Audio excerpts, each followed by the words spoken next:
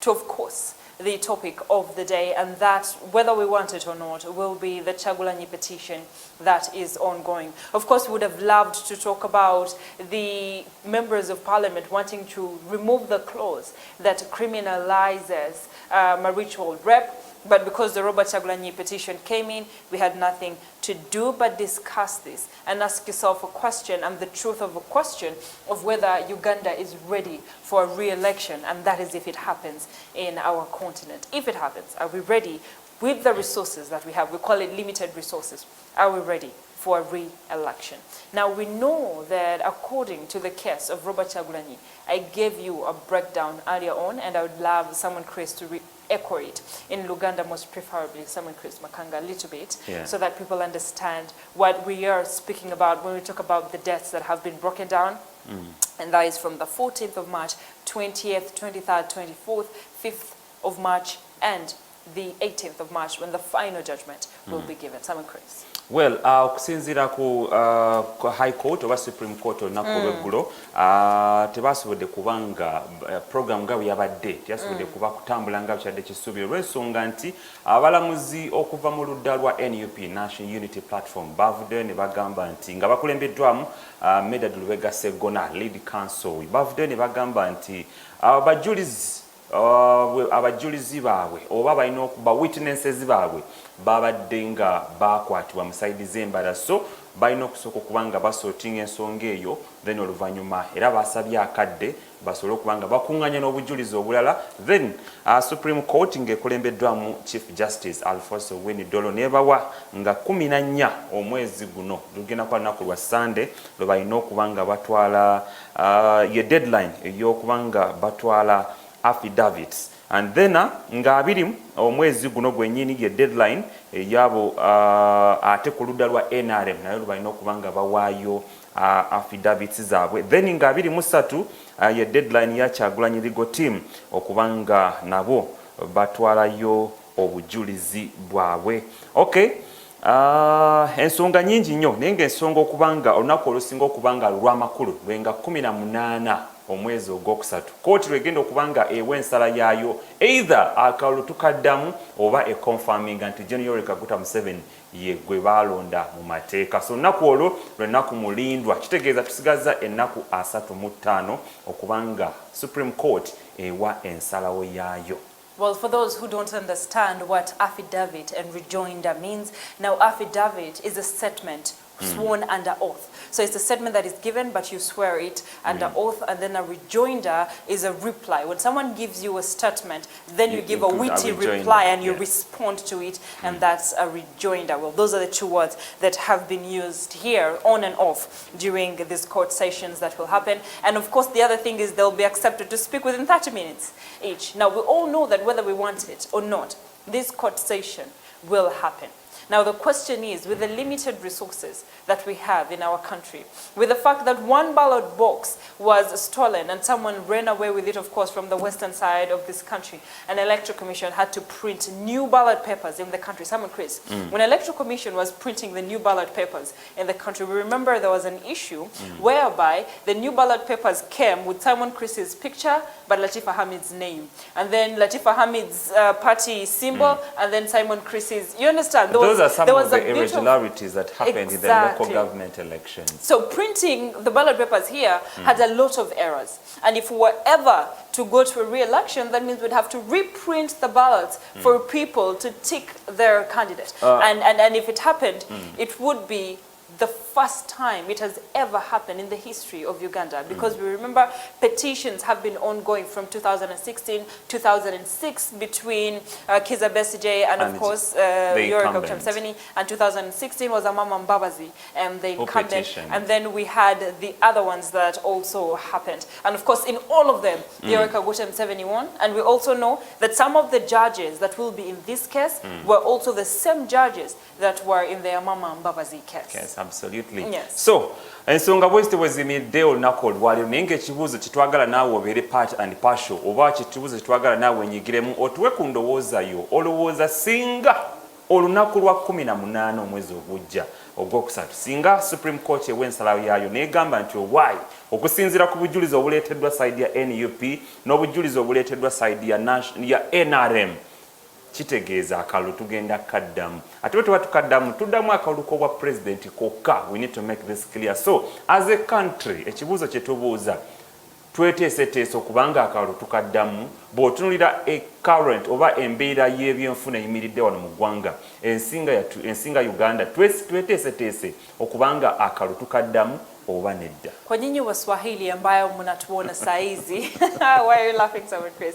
It's been a while since the last spoke Swahili. Come on, let me do my thing, Simon Chris. Ndeka dawe.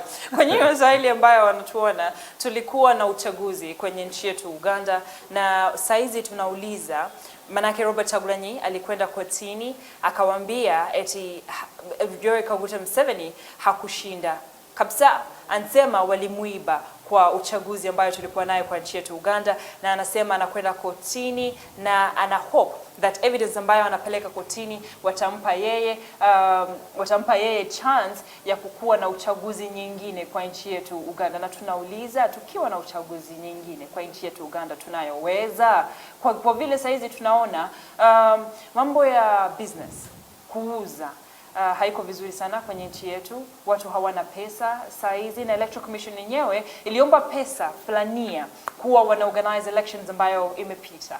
Wanaweza ku-organize hii re-election ikifanyikana kwenye kotini. Na that's the question. Namba zetu ni 07099990 0709990099. Noti msamvu, noti mwenda, noti mwenda mwenda, mwenda noti noti. Mwenda noti noti noti mwenda mwenda. The two digits at the end kind of confuse me. Okay, tukole bwetuti. Eri noti musanvu noti mwenda. Mwenda mwenda mwenda noti.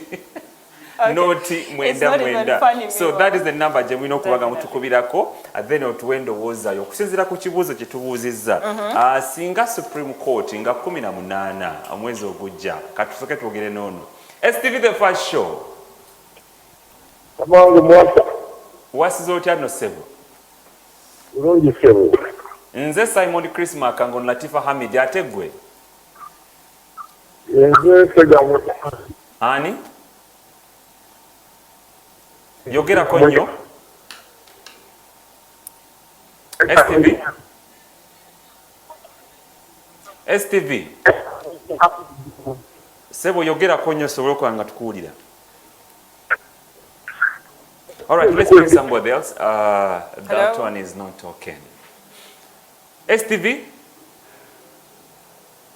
Well, as we're waiting for callers to be able to call us, Simon Chris, like I said earlier, Electoral Commission had a number of issues during the past election that was organized on the 14th of January 2021. We have a call online. Hello? Hello. Good morning. Habari ya asubuhi Latifa na Makanga. Habari. Ukopo? Habari yako. Umeondokaje? I was figuring out what language that was. Ninaongea na Fazil. Oh, Fazil, vipi hali? Biko unasemaje? Hakuna shida. Lakini Fazil unazoongea Kiswahili kutoka saizi mpaka umalize hiyo simu? Najaribu tu kujaribu. Unajaribu tu kujaribu. Sasa turudi kwa lugha ambayo watu wote wanafahamu. Okay, muri mutia banyange.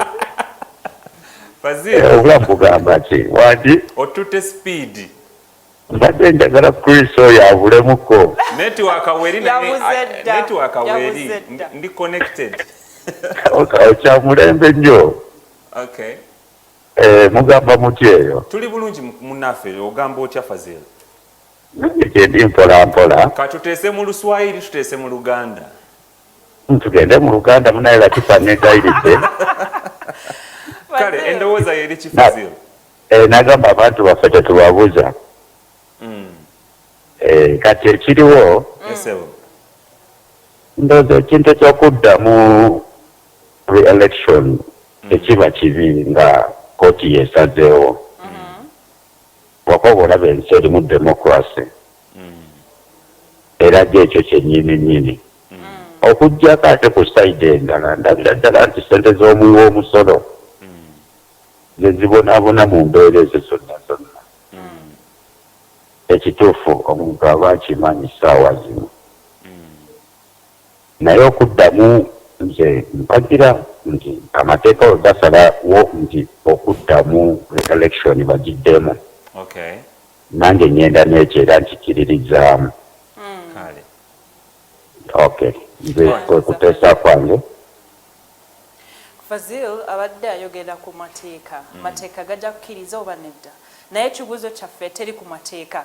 Kati tulabye, we're not arguing about mateeka, tugenda girekera kooti kati. Naye ekibuuzo kyaffe, are we able to, given like the resources, the Ugandan government, given the resources, given the current economic status, tuwesobola should be the word, to handle the next one and that comes. Given the fact that our ngojeko ekyokuba nti Minister David Bahati avudde n'agamba nti our debt, but our debts are manageable. Still, we have supplementary budgets that are being appointed before Parliament. And now, if in case court rules and says that we are going to have a rerun, are we ready as a country? Good morning. Yes, hello. Good morning. Sono Faizo okuva Bugiri. Ani? Faizo Magala okuva Bugiri Busoga. Faizo wasizotya? Yendiso omujeba omulamu. Yes, sir. Papa mututesta. Yes, sir. Tugamba nti ekiri nti gavumenti ya Uganda webera nti erimu demokrasi.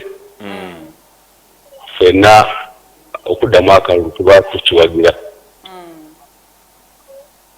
Tuweteeseza ne Faizo okuva mu constituency ya Asumani Bakyaliro. Okay. Sebo. Abe Bugiri batulabire. Kale sebo nako bali mu batulabire. Kale sebo. Omanyi lwaki tubuuza ku nteesatesa yaffe? Is that how they say it? Enteekateeka. Why we are asking ku enteekateeka yaffe? Kubanga olaba abantu bangi nnyo haven't been paid salary. The polling agents that were there during these elections haven't been paid by Electoral Commission. Of course, not polling agents. Polling agents are for presidential candidates. But we're talking about the workers that were there in these presidential elections. They haven't been paid. Most of them haven't been paid during the elections. Now, what happens with those? Bagambi bagenda basasula 8 billion has been earmarked. Ate in the NRM camp, the polling agents in Jinja are saying Sete Zabwe hasn't reached them.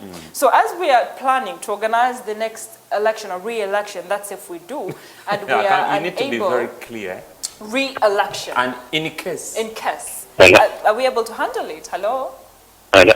Yes, please. Tukuwuliriza ssebo. Wasuze otya? Nasuze bulungi wasuze nnyo. Amina nasuze bulungi. Ya mukyala Latifa nkulamusizaako. Kale ssebo nange. Ne mukulu Makanga. Assalamu alaikum. Wa alaikum salam. Erinnya nze Lulita Sharif Muhammad. Sharif. Kati ku nteesa yange. Yes, sir. Nandisuubidde nti okuddamu akalulu kyandibadde kirungi. Naye ate nga tugoberera demokulasiya buli omu yali agadde akalulu kaddibwemu bweba nga kooti bwesazeewo. Naye tukitunuulira nti mu Uganda obulu obusinga naddala presidential elections naye tuddamu ne balonda oba ne batugaa tuddeyo tulonde results tezigenda kyuka. N'olw'ensonga eyo nze ndaba kijja bbeera kya bulyaza amaanyi okutuwuddiisa ne tudda mu kalulu nti tuzzeemu era results ne zikomawo. Naye kye tusinga okwagala nti bwe baba bagenze mu nkola y'amateeka abantu ne balaba nti bagenze mu kooti ate kijja kuwaamu abantu confidence nti wabaawo ebiba bisobye bagenda mu mateeka ne galamula. Naye n'olw'ensonga eyo nti engeri gye tuli nti Abanayuganda oluusi demokulasiya ono tagobererwa na nkola ya buwuddiisa era tugenda batwonoona ssente za mwe wa musolo. Nsuubira nti naye baba basaze nti akalulu kaddibwemu era kajja kuddibwamu baagala okulaga ensi nti bannaye demokulasiya agobererwa naye ng'ate ekigendererwa si kibaagala. Era nga mmaliriza nsaba mukwano mpiseewo kano nti njagala okwagaliza muto wange bamuyita Naifa Katamba olunaku olungi it is her birthday okuba eri mukadde waffe Katamba Sowali Kanso Katamba Sowali ne mami waffe Aisha mwebale nnyo mwebalire ddala. Kale naffe tweyanziza happy birthday to her. We're going to have a session. Of course, we hadn't communicated that to you, but we're going to have a birthday request session where they can call in and wish their loved ones a happy birthday. Like you usually have this baritone voice to sing. It's called the first show. Good morning. Good morning. Let's start with the first show. Yes, sir. Okubiddewa leero. Nsinzidde kansa. Soko kendeze TV oluvannyuma tuwuliziganye mukama waffe. Kale sebo.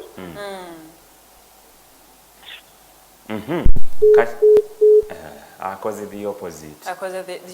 You would have just reduced the volume netwogera nawe Alan. I was looking forward okwogera nawe, but unfortunately tujja kulinda okuba, if not today then on Monday tujja kuwuliriza endowooza. Yona Uganda is getting better. Kati You're tapping from my network. You know, as we're moving, I hope you'll tap from my Swahili network. Let's have another last call as we move forward with the conversation. Hello. Hello. Hello. Request TV, the first show. Yogerako nnyo. Well, unfortunately, we're not hearing that particular caller. Simon Chris, last time wangamba twako this is a sentemeka ku budget ya Electoral Commission kwenye election yakagwako. Electoral Commission used a budget of 846 billion. You're very sure about that? Yes. All right, 846 billion. Yes. Kati wetula ba 846 billion Simon Chris Makanga, wetubera ne re-election. That means ezo sente ze twakozesa then for the zigenda general okay. elections. That's what I'm saying, it's going to reduce. Let's speak this caller. Hello. Hello. Yes, good morning. Hello. Good morning. You're quite clear, we can hear you. Morning too.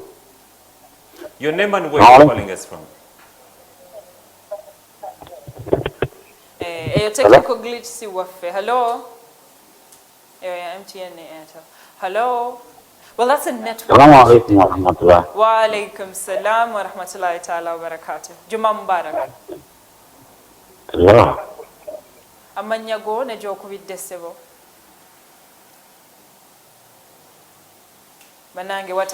Well, the discussion continues on our social media platforms. We are so live on Facebook. You can drop your comment in regards to what we are trying to talk about. And the question is very simple. In case the Supreme Court makes a final ruling on the 18th of March, saying that we are supposed to go for a rerun or re-election, the presidential elections, as a country, are we ready to have another re-election? And will the internet be shut down again on security measures? Hello?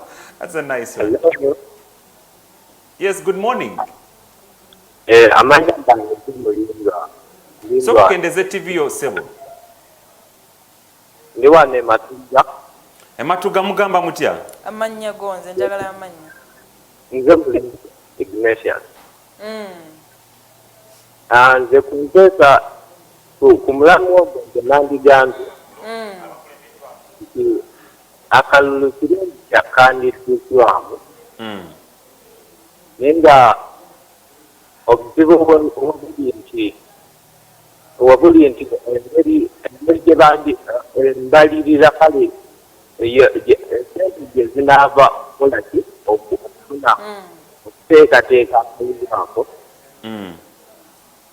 weewaawo tulaba nga waliwo n'ebintu ebikolebwa ebiteetaagisa mu bajeti y'eggwanga ate nga ssente zandibadde zissa mu kutegeka akalulu akali fair. So bwe kiba nga tekisoboka okutegeka akalulu akali free and fair, twandiyina okubanga zava mu gundi mu kulonda okwaggwa zikyaliwo nedde waliwo zijazaggwa mu kalulu akawedde ze bandibadde bafolowinga okugezaako kenteeza ku ssente ezo zanditeekeddwa tiikiddwa mu kalulu akajja. Yanze ensensa yange bandibadde tugoberera results enkadde okusinga okuteekateeka akalulu akali. Tweyanziza Tweyanzege, thank you so much from calling all the way from Matuga. And here's the other concern, as we're talking about money. Of course, as we're winding up this conversation, the lawyers of Yoweri Kaguta Museveni bagambye that as Robert Kyagulanyi is in court, they need to throw it out with costs. So if Robert Kyagulanyi loses, there may be a chance that charges will be put against him for wasting the court's time and also wasting but do you see that happening? Of course, it can't happen because it is his right to have a petition. But hey, in Uganda, anything can happen at any time. Then they have to table down more than evidence enough. And that's the trick. They have to convince court that there's need to throw out that petition. Otherwise, I don't see it happening. Here's the trick. Robert Kyagulanyi seems to have an issue going on. They say that the number of people who were supposed to write a sworn affidavit are unable to because they're scared. They're being intimidated by the people who are not there or who have been kidnapped. So that's the fear. That means their evidence is 50-50. They don't have enough of it. But hopefully they'll gather enough of it before the 14th works in their favor. It still works in their favor because if they allege that their witnesses were abducted by security operatives. They need to have evidence of that. They need to have evidence of that because security is saying they're forging their evidence.